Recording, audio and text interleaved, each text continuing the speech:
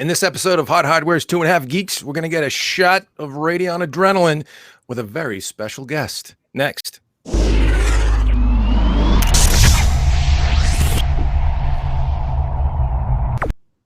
Welcome back to another episode of Hot Hardware's 2.5 Geeks. I am definitely going to be the half geek this episode because we have the collective brain trust of not only Marco Chiappetta, our resident super nerd. Marco, say hey. Hey. Hey. It's Fat Albert. No, it's not. It's Marco, and he's not anymore. Not anymore, right? He's spelt. But I don't know. The hey just tipped me off. But what's more important is we have a really smart guy too, so that we've got two full geeks, and I'm just going to kick back and be half geek because, again, the collective brain trust of Marco and Scott Wasson from AMD's Radeon Technologies Group. Scott, welcome to the show, and thanks for joining us. Thanks, Dave. Good to join you guys, and you and Thin Marco. He's not Fat Albert. Nope. No, not at all. No more. He says hey pretty well. But Scott, thanks for joining us, buddy. It's great to have you with us. You folks at the good old AMD released some interesting software we wanted to talk about with folks on the episode here. But let's start a little bit with your lineage, buddy. You've been on the internet since Christ was a corporal, to use a divinity school term, right? Yeah. Oh yeah. No, I've been on the internet for a long time, and started Ars Technica back in the day. You guys remember that? And, was there for basically the first year, and then went to start another site and started the Tech Report, techreport.com, and did that for a long time. I think it was 15 years. And then three years ago, basically now, joined AMD and the Radeon Technologies Group, and have been there since, trying to figure out which ends up in what I'm doing in the corporate world, and able to hopefully contribute a little bit, along those lines. So it's been good. Awesome. And what's your official title and role at AMD these days? So it's Senior Manager of Product Management. I'm in the Radeon Software Group, actually the User Experience Group, and so I'm one of the folks on the team who helps bring this Radeon Software Adrenalin edition to you guys every year. So that's basically what we're talking about today is the stuff I've been working on all year long. So the software is your baby. Wow. Well, yeah, along with a lot of other folks, right? It's a big team of people, but I'm one of the gang who's making it happen. Awesome. What's the most challenging thing? I think about before we dive into your latest release, but what's the most challenging thing? And I think about the GPUs these days, and when you talk about seriously complex, powerful hardware and software, a lot of times the tech companies, software engineers, and the resources required are like double the hardware guys, right? I mean, what's the most challenging thing from a software standpoint that you guys deal with in the day-to-day to make this stuff real and stable and livable and all that? Well, I think the thing that probably is worth kind of saying is kind of the stuff that's not super exciting that has to happen to provide a good product, right? And that is every time a new game comes out, every time a new version of a new game comes out, every time a new version of Windows comes out, every time new hardware from us or anybody else comes out we need to be compatible with, then you have to make sure your drivers work well with it, make sure it's stable, make sure it's fast, make sure it's a good experience for end users. And that's just a huge investment. There are a lot of people who have to take care of every piece of the software stack, every piece of what we do in order to make sure that we get a good product at the end. And that's kind of, it's ground game, right? It's stuff that you have to do. It's the offensive line doing the blocking that I think is that I really respect the most about it, right? It's not really the big new feature. It's the everyday, day in, day out, year in, year out, we're providing, good stuff. And that's hard to do, and it's hard to do consistently. And I think we have a good track record, especially in the last 4 or so years, with the major updates that we've done and the things in between. Day zero driver updates when new games come out, stuff like that.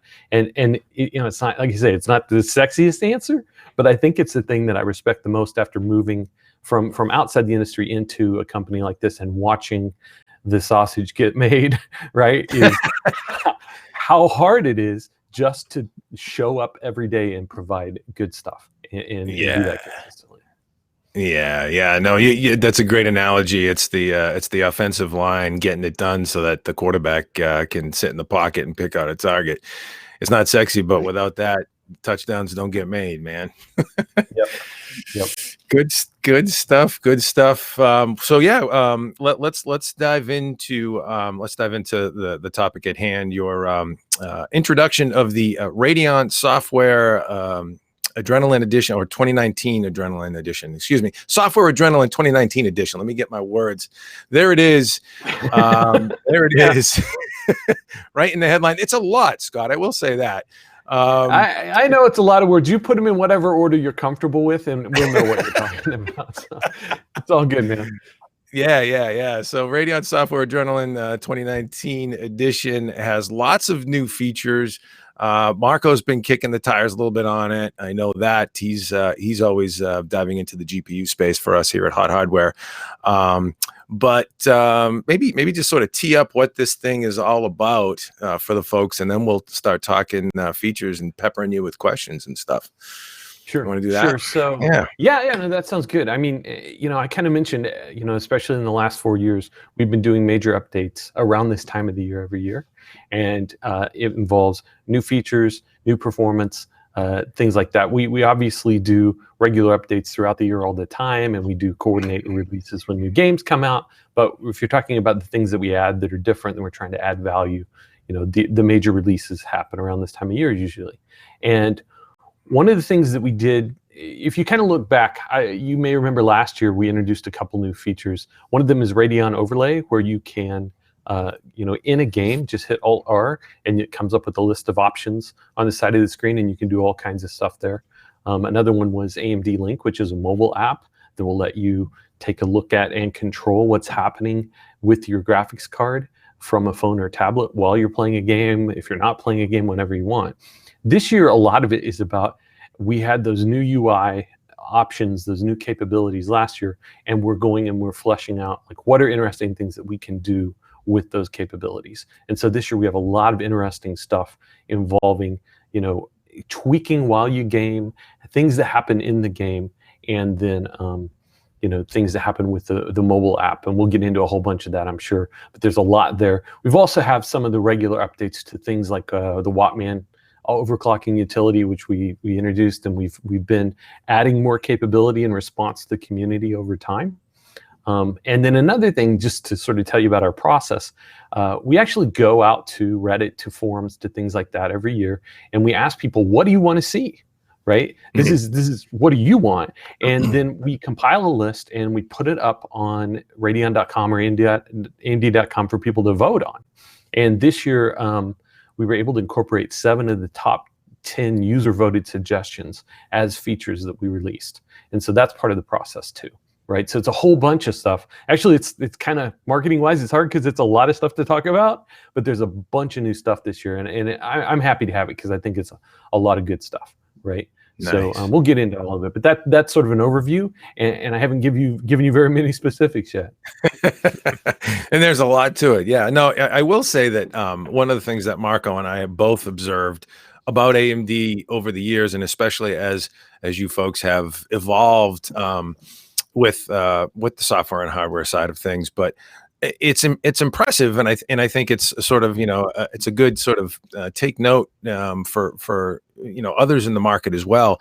You guys have garnered a really good social following and community following, very, very vocal, very passionate user base and following based on that open door. Hey, come talk to us. That access level that not every hardware manufacturer, OEM, what have you, has that they offer. And kudos to that, because I think that is it's obviously worked well for you folks. You have a community that's passionate about your product, I think, because of that access. Yeah, no, that's great, and it's actually one of the things that was attractive before I even joined AMD, and it's something that has continued to be part of the culture here. And I'm really happy to see it, especially if you're passionate about making good products. I mean, you're serving a community, so you want to listen to those folks and respond to their wants and needs, right? Yeah.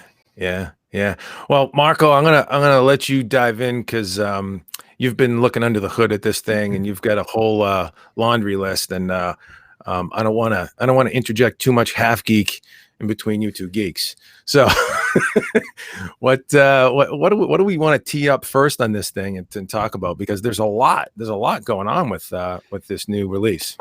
There was actually a ton here. Just to give like a quick 30 seconds of backstory, when I was briefed on these new drivers during the talk, there was so much to see, and there were some really cool videos that kind of showed it in action. And the software side doesn't get kind of the big bang boom kind of explosions that a new hardware release does. Sometimes it's just a point release, or it seems like it's just a point release. But there was so much happening with this one. I said, wow, this stuff would look great on video. Let's get somebody from AMD on the podcast, and maybe we'll show some of the videos from the demos, so to give people a real taste what was happening, because this particular release has a lot of stuff that you tend to think, the longtime guys, years ago, a graphics driver just made the video card work in Windows. Now, I mean, this is a software suite with a ton of tools built in, and people really need to see this kind of stuff that AMD has enabled in the driver. Over and above a news post, we list the features on the site, but to see this stuff in action is different. AMD really deserves some kudos for pulling this off and giving away all these tools really for free with their drivers. But something that struck me that was it's not a brand new idea, but it's new to the Radeon drivers, was something called advisors. So John, there's a video I think I sent you. I think it was number 2 on the list, labeled advisors. Can we fire that up really quick? Advisors, huh? Yeah. All right. It's got rock and roll. Or it did. There it is.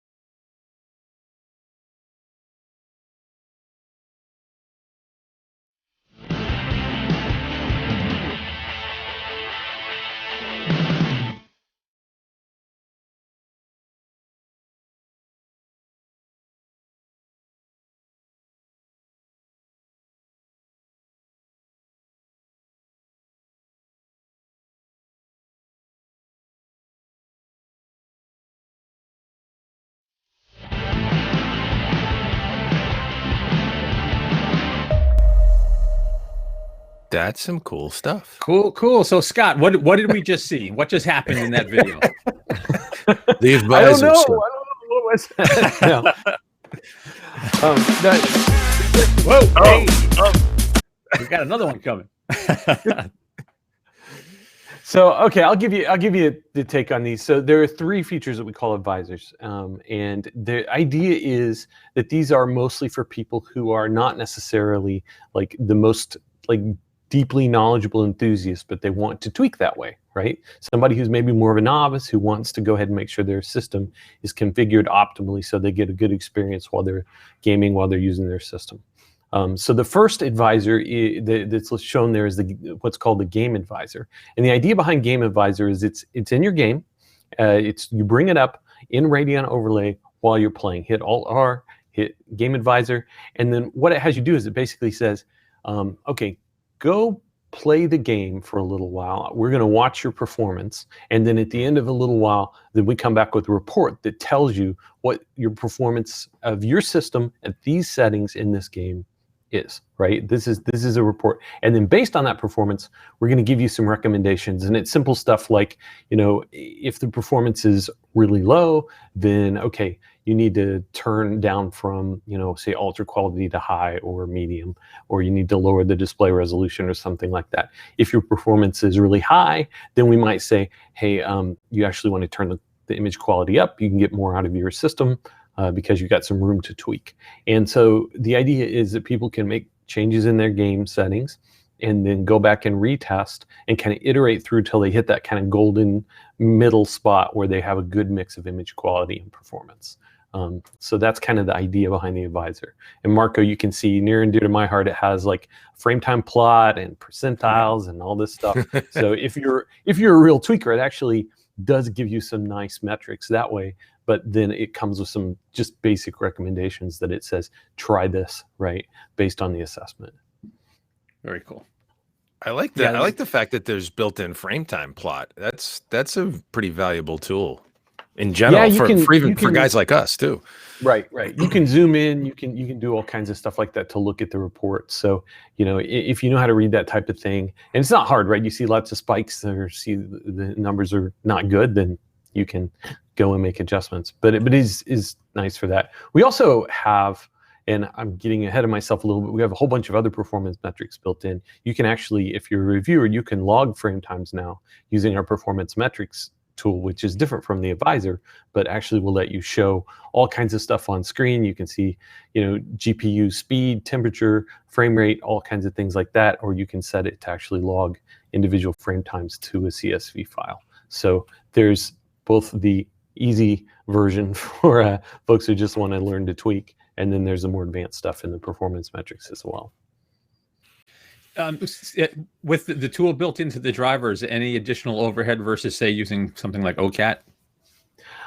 So the question of overhead is interesting because we have an entire Relive infrastructure built around making sure that the overlay that you see, Radeon overlay, or the recording that we do when we're using the game DVR feature, things like that, is consistently low overhead and low latency. So we have special hardware hooks in our newer GPUs so that we can show that overlay without using a lot of additional GPU time. And so the whole idea is going to be as low overhead as possible. So I haven't actually tried to do a A/B measurement with this stuff. I guess I should, but I just gave you more work. right. But I have seen some numbers internally that we have is very low overhead overall. Right. Gotcha. Nice. So, and then over and above the game advisor, there's also the settings advisor and upgrade advisor as well. What do those two guys do? Right. So settings advisor is about outside of a game in Radeon settings. There are a number of things that basically are kind of system defaults that may not be optimal that we kind of, or that the OS or the driver has for some reason, for one reason or another, you can't enable them for every Microsoft Word Office user, right? But they're things that would improve your gaming experience. So settings advisor will look at your system, look at its particular capabilities, and to make some recommendations about things that you might want to enable or settings you might want to change in order to get the best possible experience.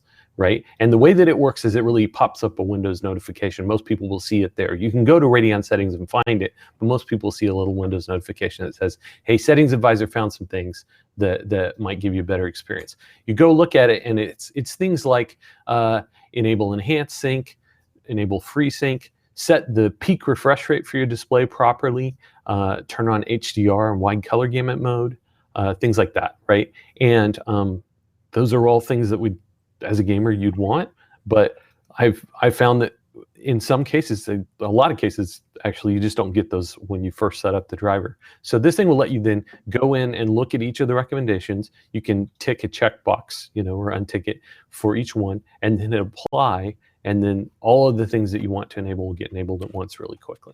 So it's really clean and quick, and I think it's a great way to set up a new system or to make sure that you've just got the right settings enabled. So what's funny, when I installed the drivers on my personal system, I still have a Fury in my personal rig. I got the advisor popped up, and at some point, my display was set to the wrong refresh rate, and I didn't have enhanced sync enabled, but now I do. It worked very well, and my dog has decided to attack my front door right now. Don't mind the noise.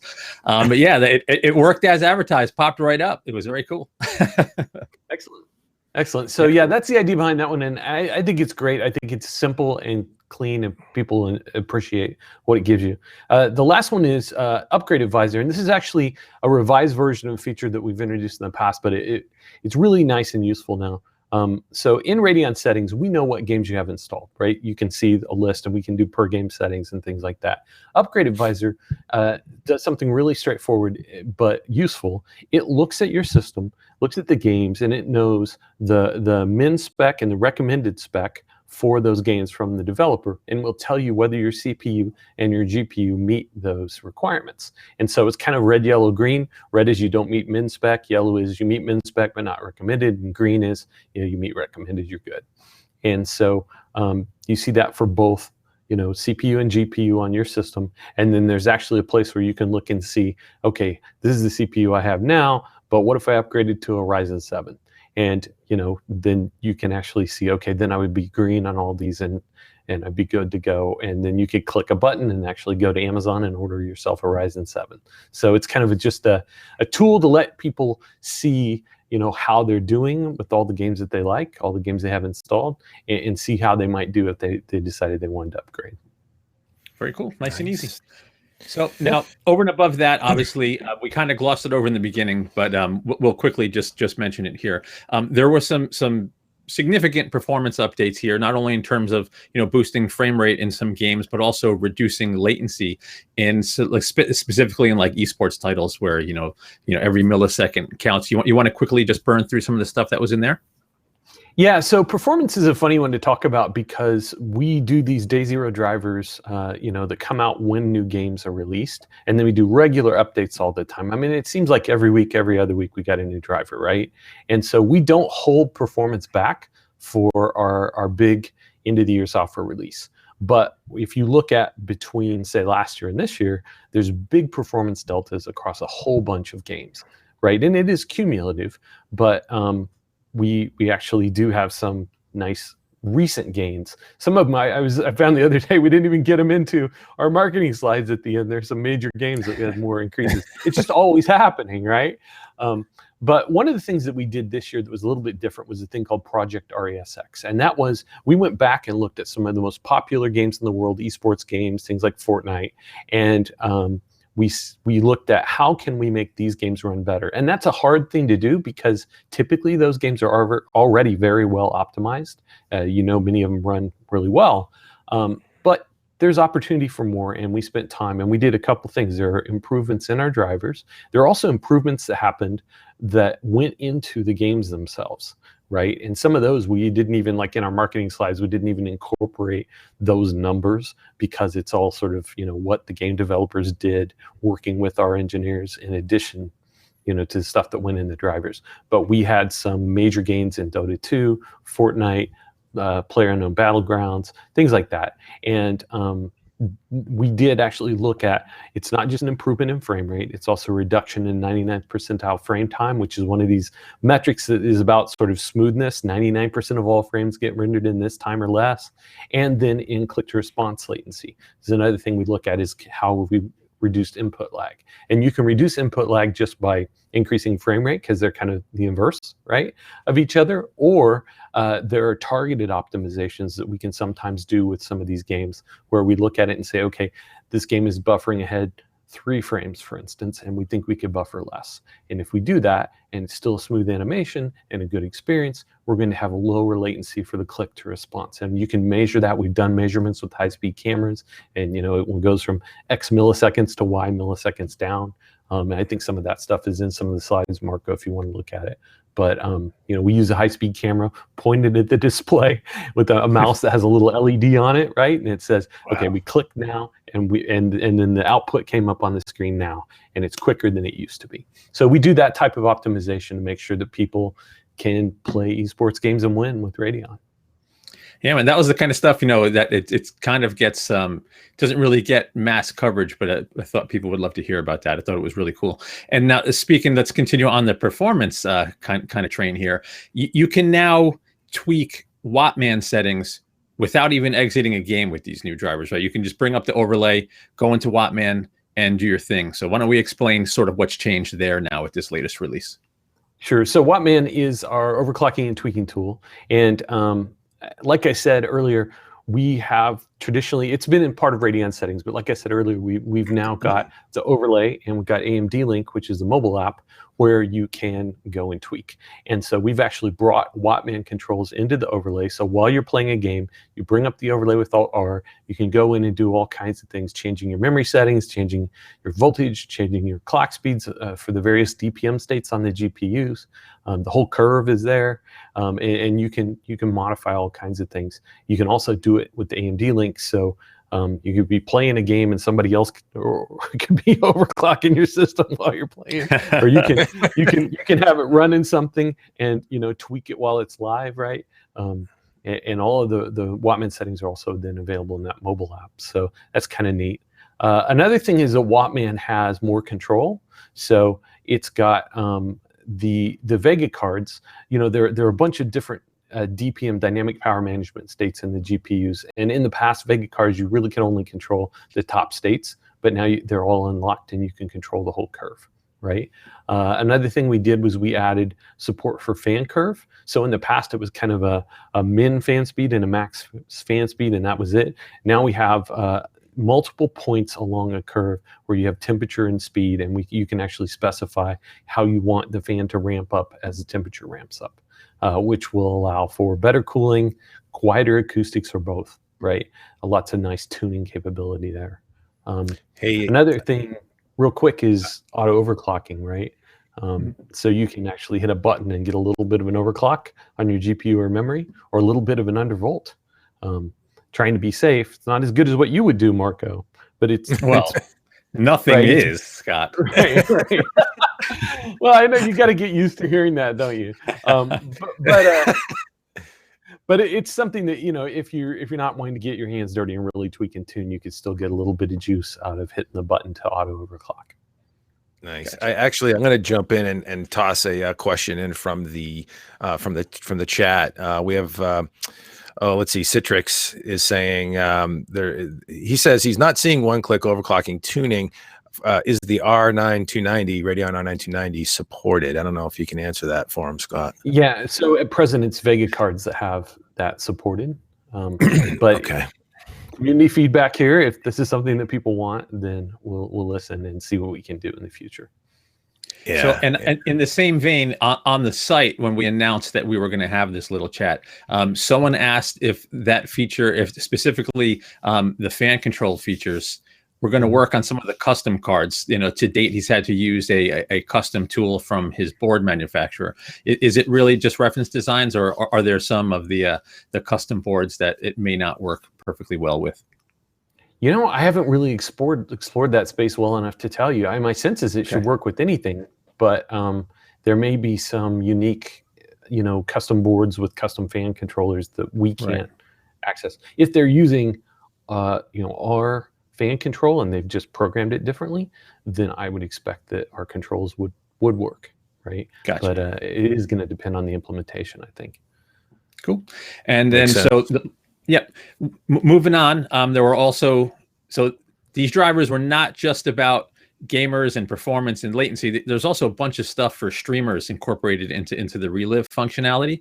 Right. You know what, John? Let's run another quick video, John. There was one labeled number 4 for Radeon Relive. Can we pop that one up on the screen quick?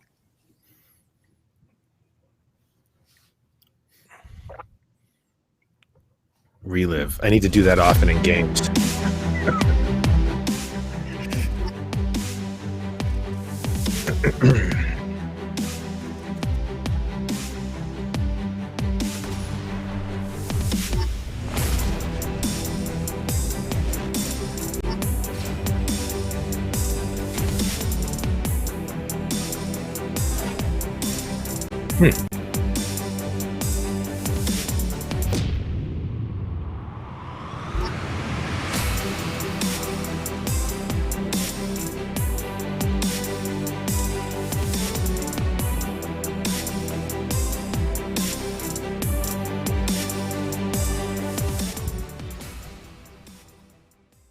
That's kind of cool. Cool stuff. Yeah, man. If I wasn't so, if I didn't hate seeing myself on video so much, I would do some more streaming. But some cool stuff there, Scott. Why don't we go through some of those new features? Sure. So Radeon Relive is our game DVR and streaming software that's been around for a few generations now, and it's really getting polished and refined. And we've added a number of things this year that I think are really nice for folks. One of the ones that you saw there was instant replay in game. So the idea is you're playing, doing something. For me, it would be like running around in PUBG and getting shot and dying. And Yeah. then you want to see what exactly just took place. You can hit a button and get on the screen and a portion of the screen, and you can configure where it shows up on the screen, a replay of what just happened, right? And so it's configurable. It can be last 15 seconds or whatever it is you want.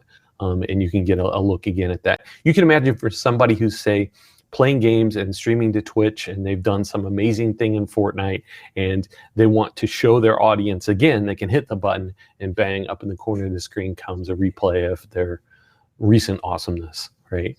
And so it's a sort of a nice tool for that kind of thing.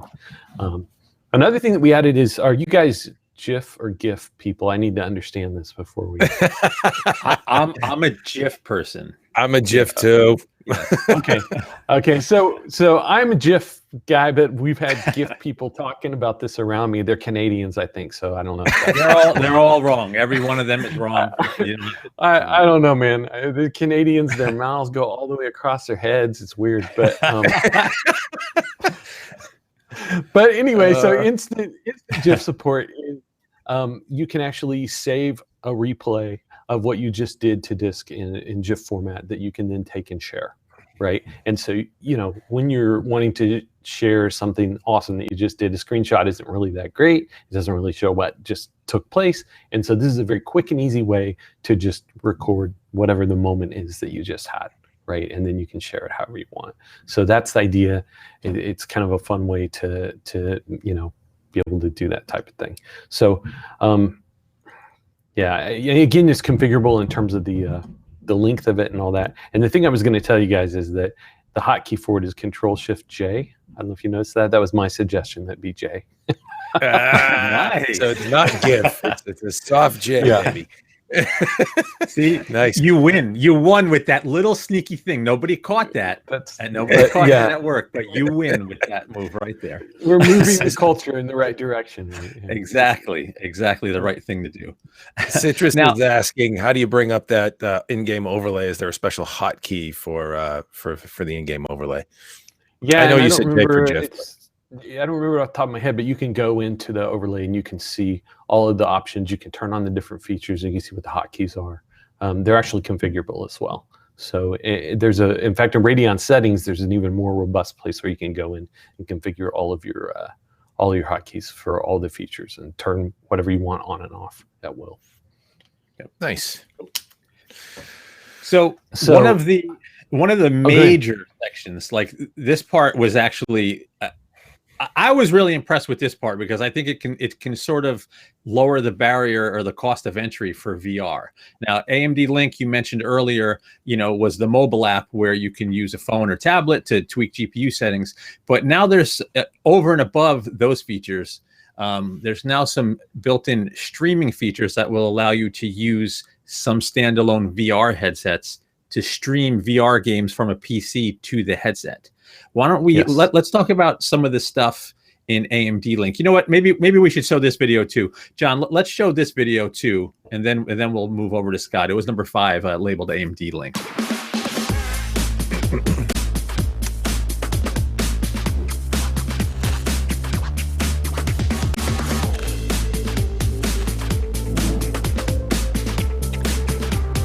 That's pretty cool.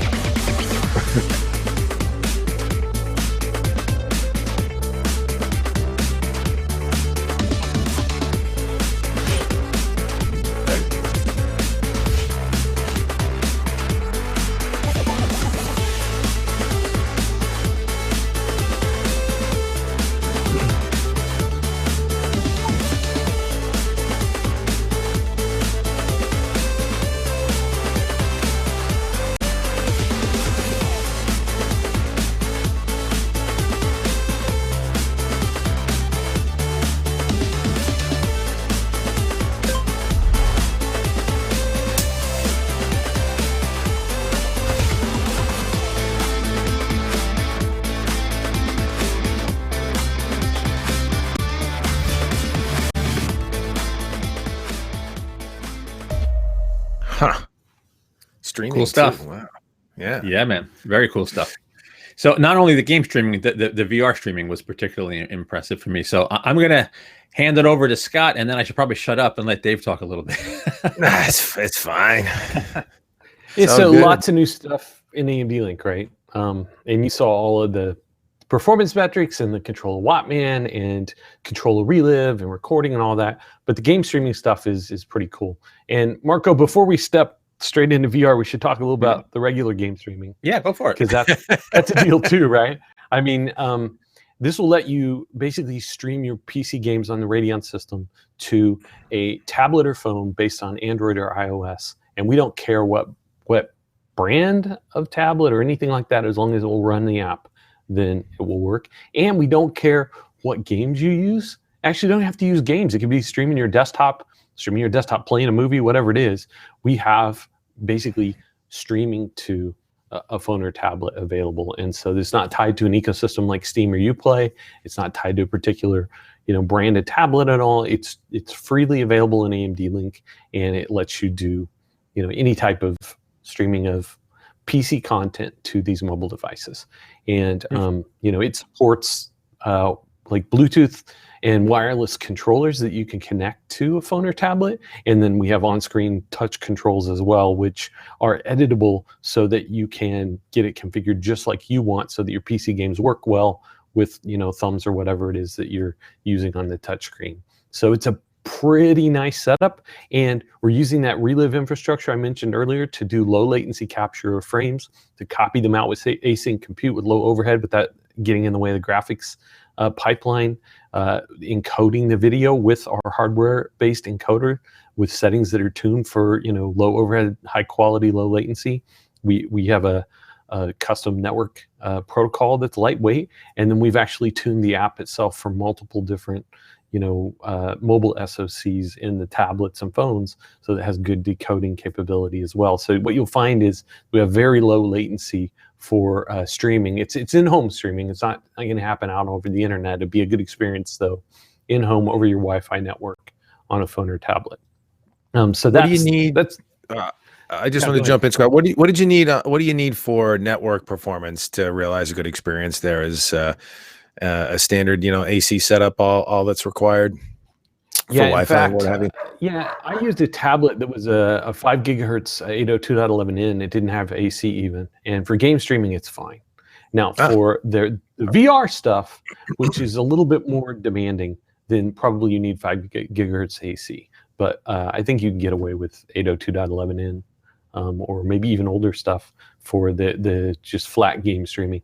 And it's configurable. It will show you how much bandwidth you're using, how much latency there is on the connection, and what frame drops you have, because it does drop frames to minimize latency, which is a good decision, but you don't want to drop too many, right?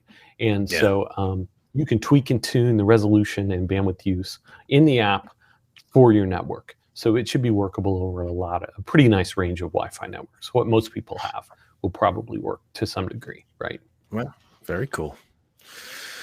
And then Marco, Yeah. the bit that you were talking about is the VR stuff.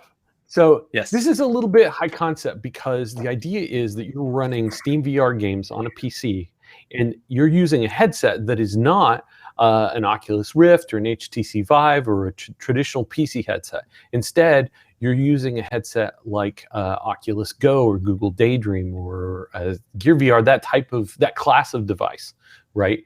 And there's an app that you can download from the Viveport store or whichever relevant store that will run on that headset.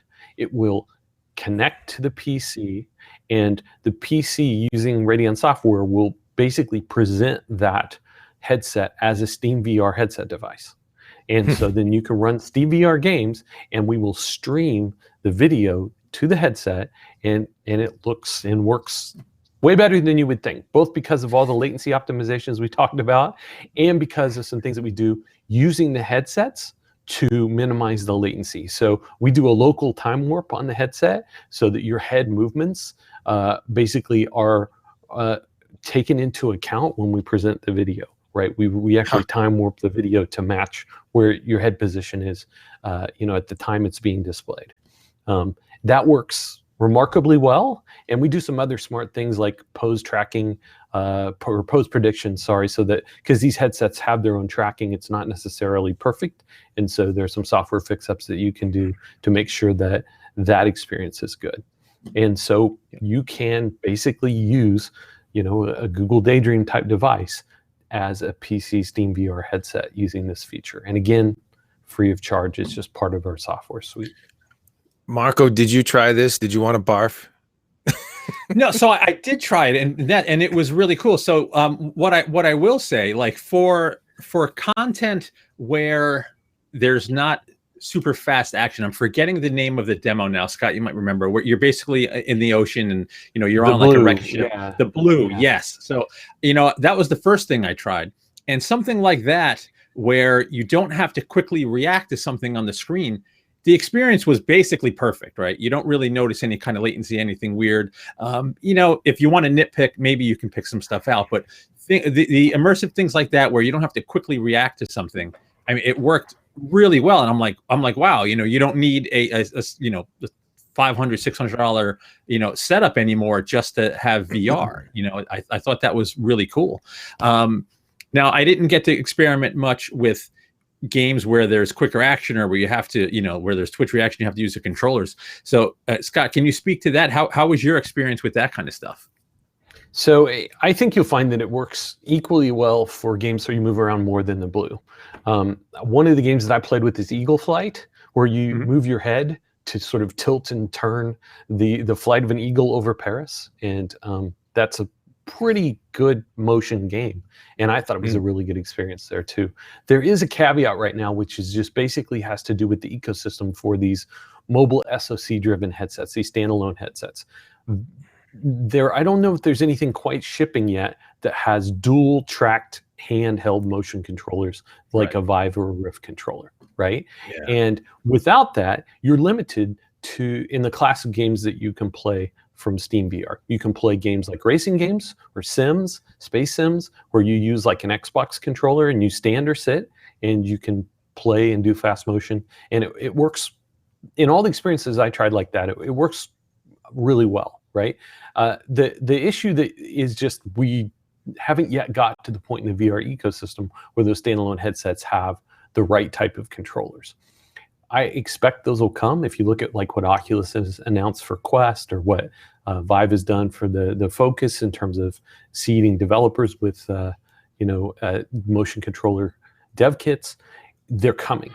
And when they come, then our expectation is this feature should allow you to have a full Steam VR room scale or standing experience like a Rift or a Vive, using those mobile headsets and their controllers. So it's on the way, right? But Marco, I would encourage you to try any of the things that you're used to, racing games. Try out Eagle Flight or something like that. I think you'll see it's good. The only thing is, it's just like anything else in VR. People have different motion sensitivities, and so it's going to be what it's going to be for that, from that standpoint, depending on you and the app and all of that. Right. Yeah. So just to give a quick funny story, when I reviewed the Vive way back when, as usual, was under the gun, had a bunch of other projects going on, and I said, all right, I really need to spend some time in this thing. And I think like 3 or 4 days into testing it, I spent half a day in VR. Dude, I felt like I was on a boat the rest of the day when I came out. That's a long time. I was in there literally half a day. Yeah, it was messed up. It was not good. I remember the first time you experienced VR, and they were demoing, and I think it was a Vive as well that you had in your head, and they were demoing the Everest demo. Oh my gosh, and yeah. You have an issue with heights, and you literally were like, get this thing off. It was this is so pathetic of me, right? This is completely true. This is a true story. I think it was CES, and yes, we were doing the Everest demo in a room scale setup, and there's one part where you're supposed to step out over what looks like a ladder, just steps like over a trench. And I knew I was in VR, and I was looking down the trench with the VR headset on, but my legs would not allow me to step out onto the thing. So I had to take it off and give it to Dave. I literally I had a similar reaction. I was a little bit more brave. I literally was, stepping on the floor in front of me going, yep, it's there. Okay, I'm good. Yeah. So it's cool stuff. VR is amazing. And Scott, those are some impressive features that, I mean, you guys spent some serious man hours and woman hours probably on this, right? I mean, holy mackerel. That's a lot of tech for free. Yeah, it is, right? And it's pretty impressive we're able to put it all together and ship something out like this, just as part of a regular update. So I'm really happy we're able to do it. And I'm seriously looking forward to when you get to the point where you can play Beat Saber in VR on one of these standalone headsets. I don't know if you guys have played that, but it's the best VR game. It is amazing. I play almost every day. Beat Saber, yeah. So it's a super simple concept, like a rhythm game. There are these blocks that are sort of coming at you, and you've got in each hand a sort of lightsaber type thing. One hand is red, one hand is blue, and the blocks have different colors, and then they have arrows on them. And you have to swipe at the blocks in the direction and cut them in the direction of the arrows. And I think I've seen that. It feels really like real when you're doing it. Again, we're talking about that VR fools you type of thing. And it's like super satisfying to do it. And before you know it, like I've seen, go check it out online. Somebody brought Gangnam Style into Beat Saber. And so they made it so you had to cut like you're doing the dance, over your head, like spinning around, Nice. in order to cut the arrows. So you did that really well. Hey, I played some Beat Saber, but that game is seriously amazing. And I think that people will be able to do that soon with this feature. I'm super excited about it. So if you haven't tried that game, like dig the vibe out, Marco, and give it a shot. And that's the no motion sickness, just fun game too. You're just standing still, and it's coming around you, right? It does look addictive. We have a couple of cues in the chat. Citrix asking, can we say what commands are available via Hey Radeon for control on the new driver, Scott? Yeah, so it's a whole list of stuff: start, stop recording, take a screenshot, start, stop streaming with Relive, and then a bunch of things like show me the GPU temperature, show me the current frame rate, min max average. Sure the entire list, but we do have it. Marco, I think probably it's in the slides you have. It's maybe in your article, the entire list, but that's sort of a basic subset of it. But it's basically things that you're using the AMD Link app as like a second screen while you game, and there's some things like hands-free that you might want to be able to do, and this is your ability to do that. I'm going to drop this into the chat. We actually do have a slide of that. That is the high-res view of the slide there, and you can take a look. Tell me you nailed almost all of them, Scott. Good job. There's a lot of stuff there. And actually, thinking about that feature, that's actually, again, really cool for guys like us. Hey, Radeon, take me grab a screenshot. That's like super easy, nice, very, very useful. Yep. Good stuff. Good stuff. We had another question on Eyefinity. Will we be seeing, this is from Renovation Juris, I think. I get that right, Renovation Juris. Will we be seeing a software revision with more controls for Eyefinity than just a quick setup option? He runs a 6-screen rig, and the old control isn't there in Radeon settings. Yeah. Right. I don't know. I think I can't comment on future plans. The thing I'd say is, that's good feedback, right? That there's somebody out there with 6 screens and they want to see more control. So I'll take that back to the team and let them know that we heard about it, and we'll see what we can do. Yeah, we're gonna pepper you with one more question too that that you probably can't answer, but we're gonna throw it out there anyways. Will we be seeing AMD's version of ray tracing or supporting that feature in hardware someday?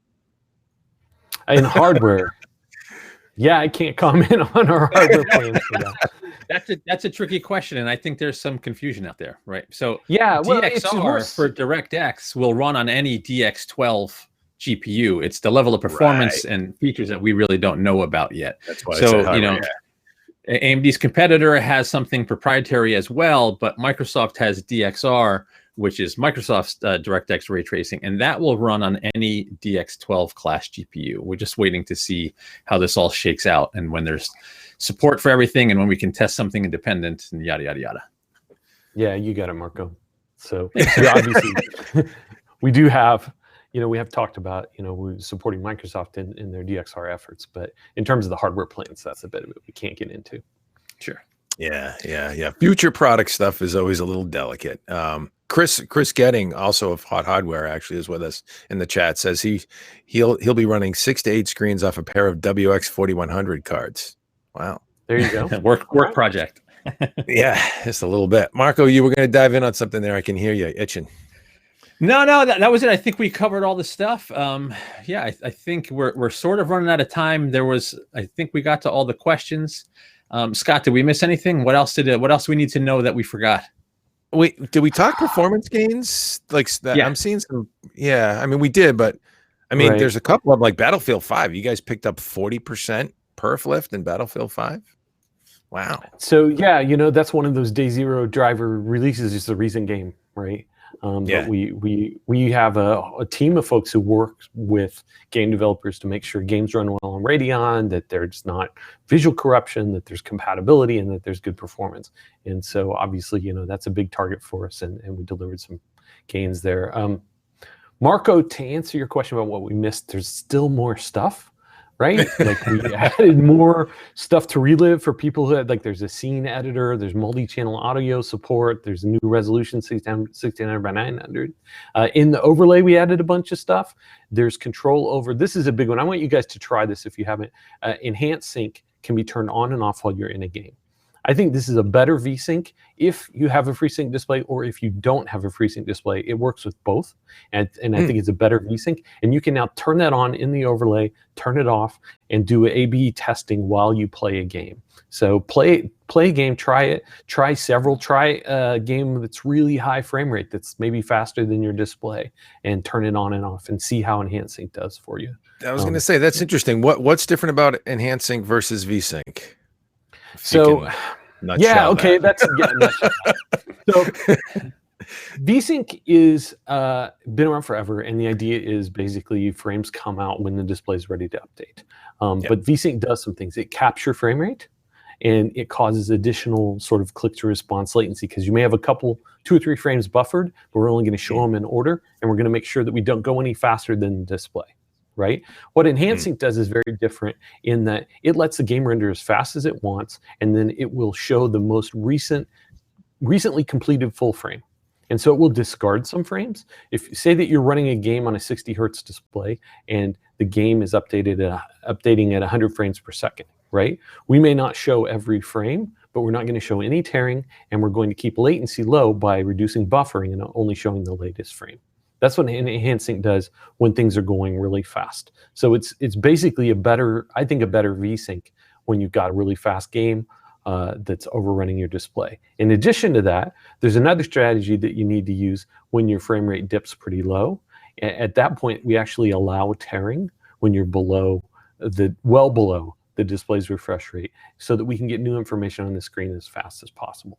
So there's sort of a combination of 2 strategies, and that works without FreeSync on a fixed refresh display, or it works FreeSync above and below the variable refresh range of the display. So it can enhance either type, and it gives you, I think, a more fluid gaming experience with lower latency. And it actually is measurably lower. It's another one of those things that we've done high-speed camera, click-to-response tests on, and we've been able to demonstrate that. So try it out. I think you'll find that you can feel that it's better in some cases, and there's basically no tearing unless you're going really, really slow. So it's better for a lot of games for that reason as well.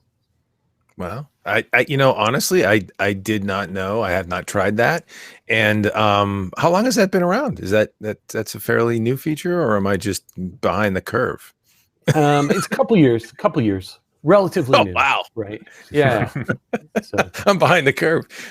Marco's our GPU guy. I must admit, Marco does all the hardcore GPU testing these days, but that's good stuff. Scott, I have a question for you before we wrap up here. We only got a couple minutes left, but what was the feature in this software package, this drop, if you will, that you are either most proud of or said, we need this, make this happen, and didn't let people off the hook with it? Is there a feature that you can sort of lay a little bit of claim to driving forward? And I know it's a team effort, obviously. It's a team effort. We had a sort of a mandate to try and do these advisors. I was involved in some of those, right? To make sure that, and you can kind of see some, with some of the metrics and stuff that we put into some of those, I was kind of like, hey, we should try and do it this way, right? But it really is a big team effort. And once I saw that the wireless VR thing, the Relive VR thing was happening, then I stuck my nose in that and went to the meetings and made sure that we did that the right way. That was a different team, and they really built a cool thing. I was just sort of sticking my head in going, hey, wow, let's see what happens with this, right? But that's a fun thing about this type of thing. There's so much cool stuff going on, and working here, you get to be involved in those types of things and helping shepherd them to market. And so I was able to do that. Cool. Very cool. It does sound like a fun job for sure. You're sort of right in the mix of just kind of making the product the best that it can be. Marco, any other parting questions or thoughts that come to mind before we let Scott off the hook? Yeah, Scott, I just want to thank you. I really appreciate you coming on and doing this. When I saw the demos and the slides, I said, we need to do something a little special for this release. I thought it was great. So I want to thank you for that. And I also hate you for how clean your office looks and that damn, yeah, look at that. Shoulder. What Scott, like that whole rack behind you there with a bunch of hardware, dude. Clean. Yeah. It kind of is. This actually, one of the bookshelves you can see is just boxes on it. I moved in months ago and I haven't really unpacked yet. So I think it would be messier if I actually had unpacked my stuff already, but I haven't. So Marco, just wait, give me 6 months and I think it'll be messier. Yeah, you've seen my office and how efficient I need to be with space. Like I can't keep it looking like that anymore. No, man, I know. And I mean, this is your job, right? Every day a new package arrives, right? Yeah. You've got stuff to review. Every day there's a new package and the house doesn't get any bigger, right? Yeah. So over time, slow burn, but over time that's just a disaster, right? You become a hoarder. Try to manage that. Yeah. No, I know. I know that pain. It's good stuff, though. It's all good stuff. Scott, thanks very much for joining us. I do want to mention real quick before we sign off here that we do have, unrelated to the good folks at AMD, we do have a really nice promotion going on for the holidays at HotHardware.com. Stop by the site and enter to win the in the Lenovo holiday giveaway. We're doing a little giveaway with Lenovo, some smart display stuff. Scott, there's no AMD Radeon on board that unfortunately, but some smart displays, and we do have a VR headset that you might be able to incorporate. Let me think about that. Star Wars VR headset, you might be able to incorporate some Radeon with that. But yeah, the Lenovo holiday giveaway. And hop right in. I'll drop a link in the chat here. Check that out. We usually try and give away a little something almost every month, if possible, to give back to the community and keep people involved in the discussion with us. But yeah, Scott Wasson from AMD, thank you so much for joining us today and telling us about all these cool new features with Radeon Software Adrenalin 2019 edition, buddy. You bet. Thanks for having me, man. It's always good to chat with you guys. Anytime, it's been a while. I hope will we get to see you at CES? I don't know if I'm going to be at CES, believe it or not. I know. I think I told that to Marco and he was mad at me. CES is great, right? For a while. Yeah, it's kind of one of those. It's a blessing and a curse, right? You get there, you have fun, and then you're like, oh my God, this city can wear me out. Yeah. But it's all good stuff. So if I am going to go, I'll let you guys know. We'll catch up. Cool. Please do. All right, everybody. Thanks for joining us. Thanks again, Scott Wasson from AMD. And take care. And thanks for stopping by, everybody. Hit it, John. There it is. I love it.